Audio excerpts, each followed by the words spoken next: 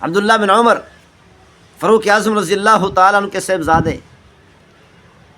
بھاگتے ہوئے روتے ہوئے آئے اور آ کر کہا ابا جان حسین سے میرا جھگڑا ہوا تو حسین نے مجھے کہا آپ تم ہمارے غلام کے بیٹے ہیں۔ فاروق اعظم رضی اللہ تعالیٰ نے جب سنا تو پوچھا کیا کہا؟ بیٹے نے پھر بتایا کہ حسین نے مجھے کہا۔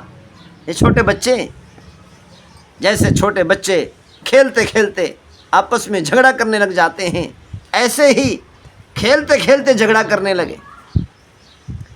سیدنا فاروق اعظم رضی اللہ تعالیٰ نے فرمایا اپنے صاحبزادے سے کہ کیا کہا حسین نے؟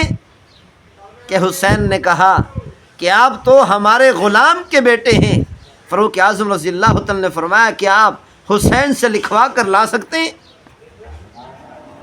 عبداللہ بن عمر بچے تھے، دوڑتے ہوئے گئے، جا کر حسین سے کہا حسین اگر تو ہمیں یہی کہتا ہے تو پھر لکھ کر دے۔ حسین رضی اللہ تعالیٰ نے لکھ کر دے دیا کہ آپ تو ہمارے غلام کے بیٹے ہیں۔ فاروق اعظم رضی اللہ تعالیٰ نے جب وہ پرچی لی، اس پرچی کو اپنے آنکھوں پر رکھا اور فرمانے لگے میری وصیت ہے جب میں دنیا میں رخصت ہوں یہ پرچی میرے کفن میں رکھ دینا، تاکہ کل قیامت والے دن میں اللہ کو بتا سکوں کہ حسین نے مجھے کہا تھا کہ آپ ہمارے غلام کے بیٹے، کہ آپ ہمارے غلام ہیں، تاکہ اللہ کے سامنے، اللہ کی بارگاہ میں، اللہ کی دربار میں یہ پرچی پیش کر کے یہ میں کہہ سکوں کہ حسین نے ہمیں کہا تھا کہ آپ ہمارے غلام ہیں۔ اے ہمارے پروردگار، ہم تو تیرے محبوب صلی اللہ علیہ وسلم کے غلام ہیں۔ یہ تھی محبت حضرت عمر رضی اللہ تعالی عنہ خلافت راشدہ اور نبوت کے خاندان کے درمیان میں۔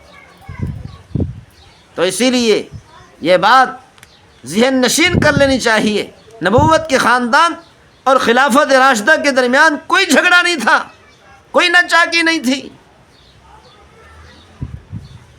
اللہ تعالی ہم سب کو سمجھنے کی توفیق نصیب فرمائے، اللہ تعالی قبول فرمائے۔ جب حضرت عثمان غنی رضی اللہ تعالی عنہ کی شہادت ہوئی،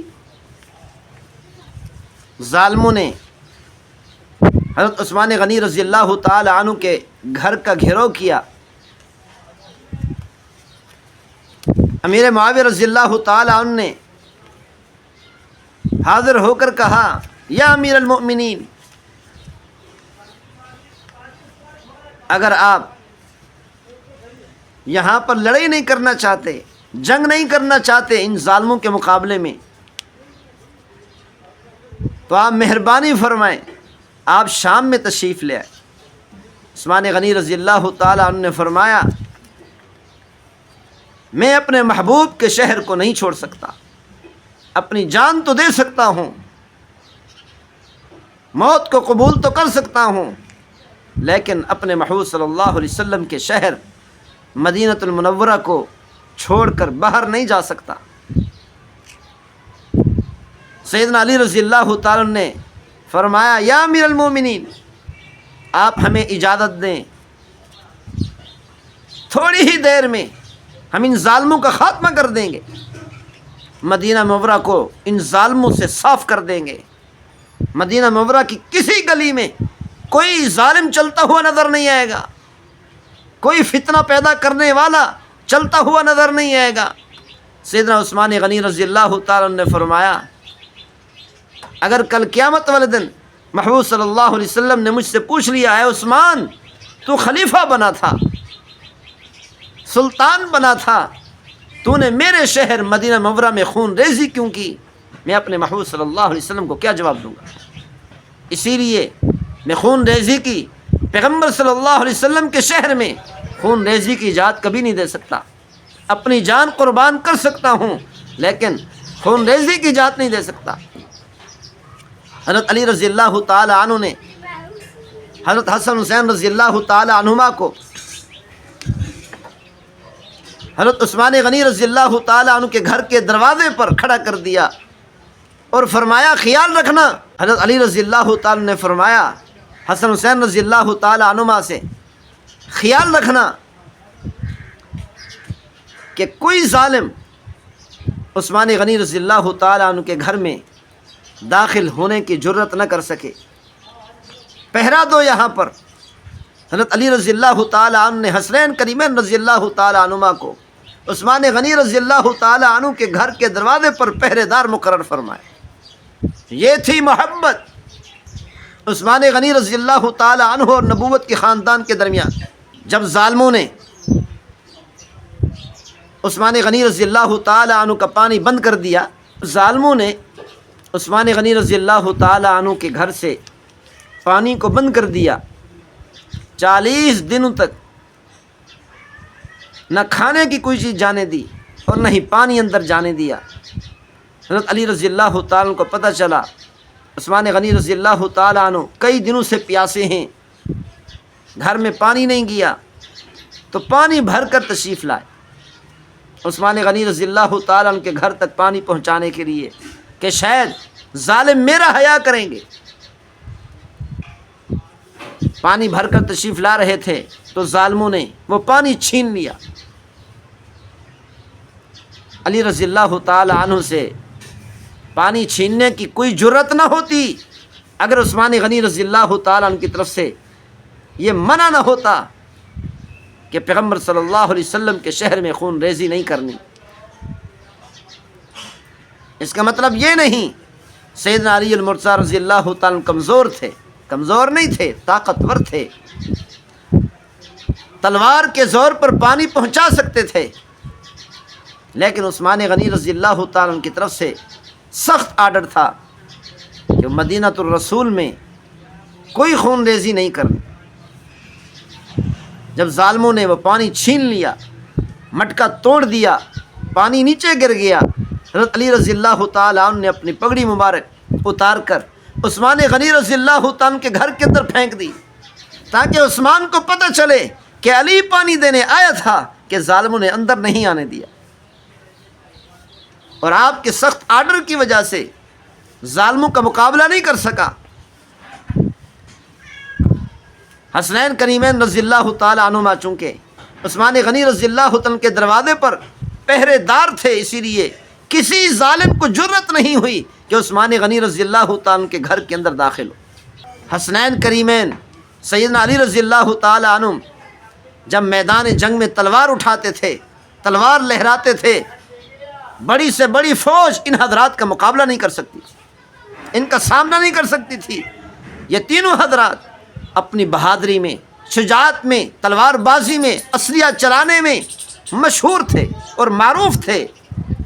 اگر یہ چلا رہے ہوتے، کافروں کا مقابلہ کر رہے ہوتے، جو بھی کافر ان کے تلوار کے سامنے آتا وہ یقین کر لیتا اب میں قتل ہو گیا، اب میں نہیں بچ سکتا۔ جب عثمان غنی رضی اللہ تعالیٰ کو شہید کیا گیا، ظالم دروازے سے اندر جا نہیں سکے، گھر کی پچھلی جانب دیوار پھلانگ کر اندر داخل ہوئے، عثمان غنی رضی اللہ تعالیٰ کو شہید کیا۔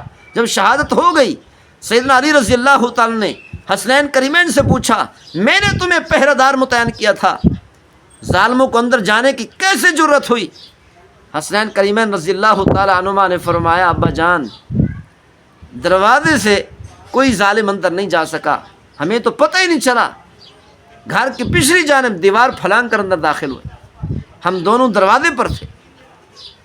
یہ تھی محبت، خلافت راشدہ عثمان غنی رضی اللہ تعالیٰ عنہ، سیدنا ابو بکر صدیق رضی اللہ تعالیٰ عنہ، سیدنا فاروق اعظم رضی اللہ تعالیٰ عنہ کے درمیان اور نبوت کے خاندان کے درمیان بے پناہ محبت تھی۔ کوئی جھگڑا، کوئی لڑائی، کوئی نچاکی نہیں تھی، ایک دوسرے سے بے پناہ محبت کرتے تھے۔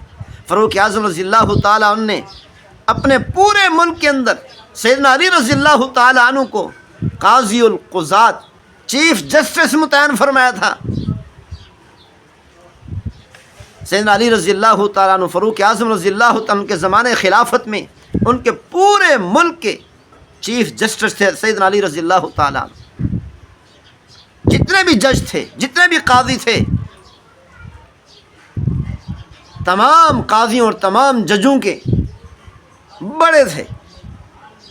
سب سے اہم ترین فیصلہ یہیں سے صادر ہوتا تھا۔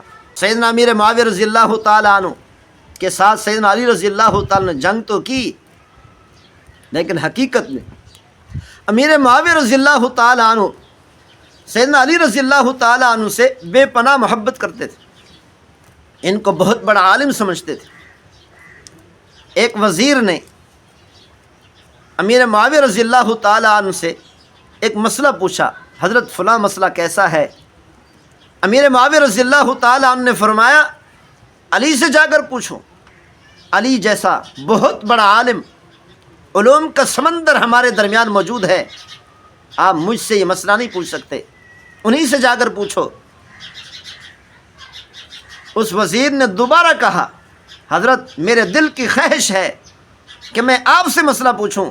امیر معاویہ رضی اللہ تعالیٰ عنہ نے فوری طور پر اس وزیر کو معطل کر دیا اور فرمایا کہ علی کے ہوتے ہوئے تو یہ کیسے کہنے کی جرت کر سکتا ہے کہ میرے دل کی خواہش ہے کہ میں آپ سے مسئلہ پوچھوں۔ یہ تھی محبت امیر معاویہ رضی اللہ تعالیٰ عنہ کی حضرت علی رضی اللہ تعالیٰ عنہ سے۔ امیر معاویہ رضی اللہ تعالیٰ عنہ نے سالانہ کئی لاکھ درہم متعین فرمائے تھے کہ سالانہ کئی لاکھ درہم بطور وظیفہ کے حضرت حسن رضی اللہ تعالیٰ عنہ کے پاس پہنچائے جاتے تھے۔ تو بہرحال ان کے درمیان کوئی حقیقی کوئی ناچاکی نہیں تھی، جھگڑے نہیں تھے، یہ تو بعد میں آنے والوں نے چھوٹی چھوٹی باتوں کو اتنا اچھالا اور یہ ثابت کرنے کی کوشش کی کہ ان حضرات کے درمیان آپس میں نچاکیاں تھیں، جھگڑے تھے، لڑائیاں تھیں۔ اللہ تعالی ہم سب کو سمجھنے کی توفیق نصیب فرمائے، اللہ تعالی ہماری یہ کوشش قبول فرمائے۔ وما توفیقی الا باللہ۔